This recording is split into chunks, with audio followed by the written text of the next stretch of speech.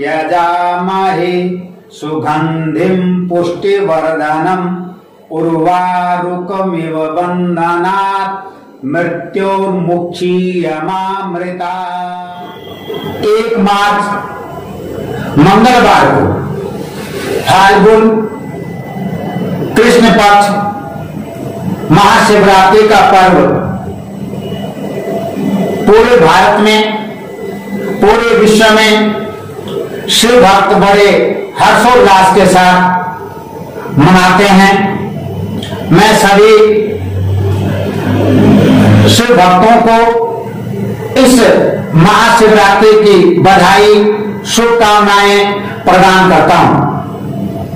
साथियों, हर वर्ष 12 मंथ होते हैं, 12 महीने होते हैं और उन 12 महीनों में हर मास के कृष्ण पक्ष की अमावस के पहले दिन की तिथि को महाशिवरात्रि का पर्व मनाया जाता है। परंतु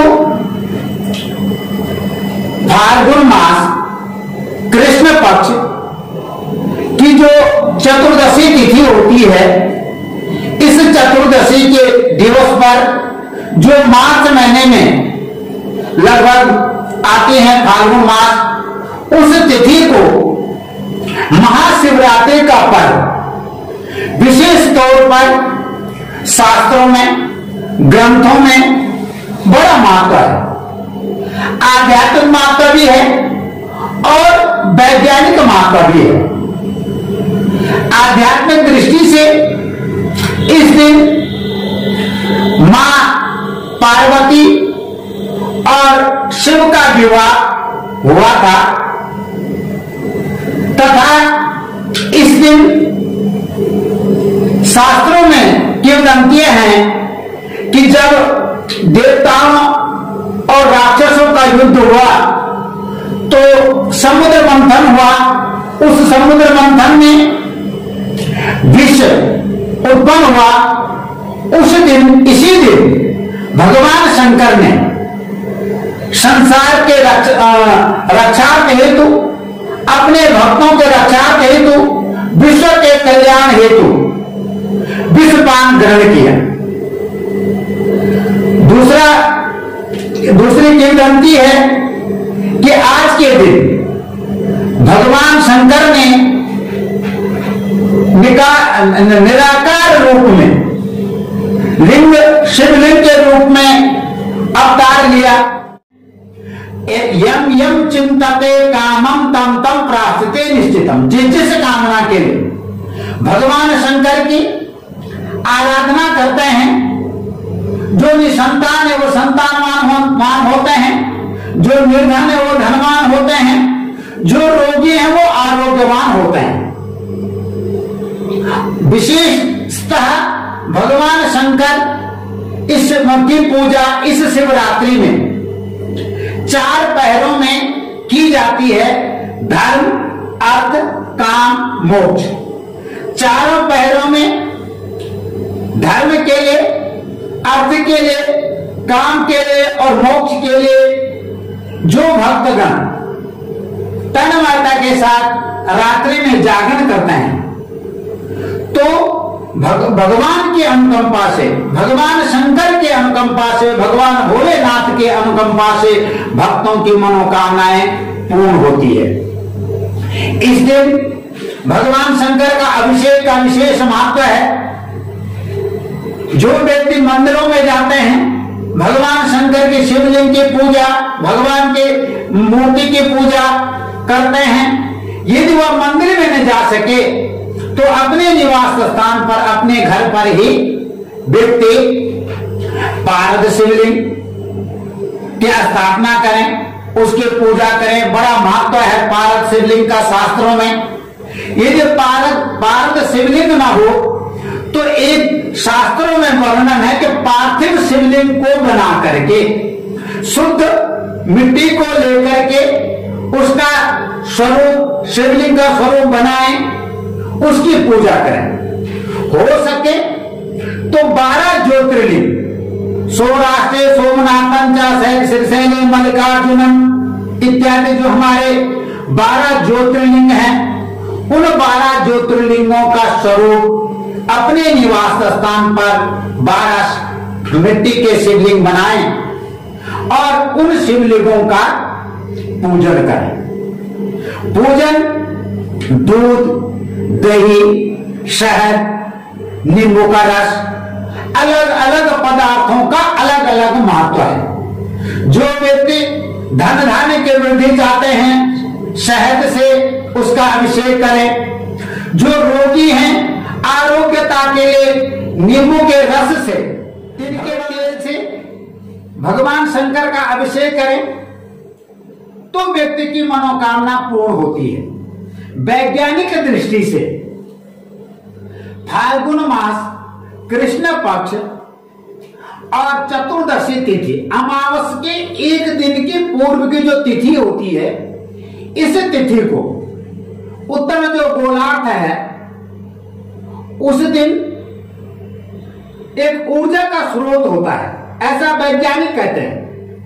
ऊर्जा का स्रोत होता है और जब हम उस रात्रि को ध्यान करते हैं, योगी लोग अधिकतर ध्यान क्या करते थे, तो शरीर में ऊर्जा का स्रोत बढ़ता है। और जब हम ध्यान के माध्यम से हमारे अंदर जो अनेक प्रकार की बीमारियां होती है, उन बीमारियां उस ऊर्जा से समाप्त हो जाती है और एक व्यक्ति ऊर्जावान व्यक्ति बनता है और निरोगवान बनता है, दीर्घजीवी बनते हैं। इसे हमारे संत मुनि ऋषि लोग पूरी रात्रि को जागरण करते थे और तभी वो लोग 100 वर्ष, 200 वर्ष, 500 वर्ष तक अर्थात लंबी दीर्घजीवी होते थे और तपस्या के माध्यम से ही वो व्यक्ति भगवान शंकर की आराधना करते थे, क्योंकि भगवान शंकर को काल चक्र भी कहा गया है। इन्हीं के द्वारा सृष्टि की उत्पत्ति भी कही गई है। ये जगत गुरु हैं, तो इन जगत गुरुओं की आराधना से व्यक्ति के मनोरथ पूर्ण होते हैं। साथियों, विशेषतः ज्योतिष के आधार पे 1 मार्च को इस दिन विशेष महत्व है कि शनिदेव अपनी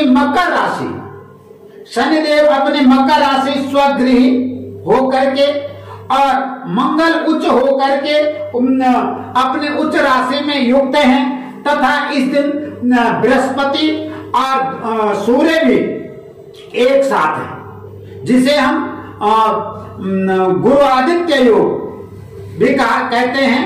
तथा भगवान शुक्र भी स्वराशि अपने मित्र राशि के पर विराजमान हैं, जो अन्नदाता हैं और अनेक प्रकार की मनोकामनाओं को पूर्ण करने वाले हैं। ज्योतिष के आधार पर भी यह दिन पूजा करने के लिए, आराधना करने के लिए बहुत ही महत्वपूर्ण है। तो साथियों तथा सभी जो भक्त प्रेमी हैं, इस दिन तन माता के पूर्ण रात्रि भगवान शंकर की आराधना करें, भगवान शंकर की पूजा करें।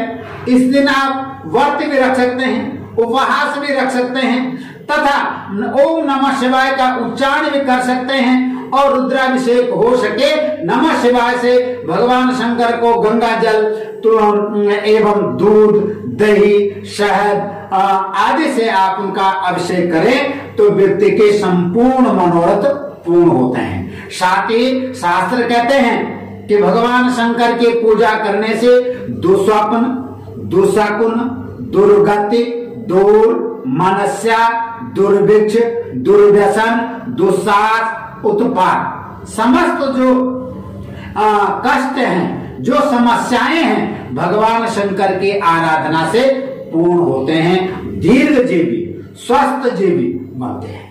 इस दिन से अनेक प्रकार के भी छोटे-मोटे आप उपाय करें, भगवान शंकर को बेलपत्र चढ़ाएं। बड़ा महत्व है शास्त्रों में बेलपत्र चढ़ाने का। जिन कन्याओं की शादियों में विलंब होता है,